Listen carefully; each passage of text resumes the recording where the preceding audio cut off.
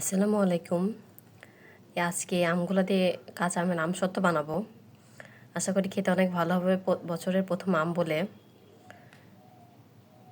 প্রতি বছরে আমসত্ত্ব বানানো হয়, এবার প্রথম বানাচ্ছি। এবার আশা করি অনেক ভালো লাগবে খেতে। এই তো আমগুলো সুন্দর করে কেটে ধুয়ে নিয়েছি। এখন নুন হলুদ আর একটু পানি দিয়ে সিদ্ধ করতে দিলাম। আমটা কিন্তু সিদ্ধ হয়ে এসেছে প্রায়।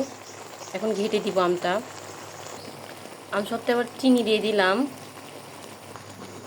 এই তো আমার আমসত্ত্ব ঘাটি শেষ। এটা এখন নামিয়ে প্লেটের উপর সাজিয়ে দিব সুন্দর করে।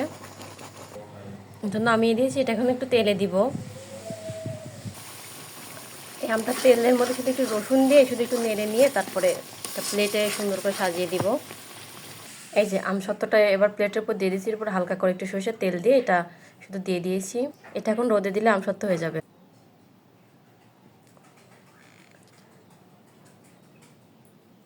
সুন্দর করে সরষের তেল দিয়ে এটা সুন্দর করে চামচ দিয়ে ছড়িয়ে দিয়েছি চারদিকে।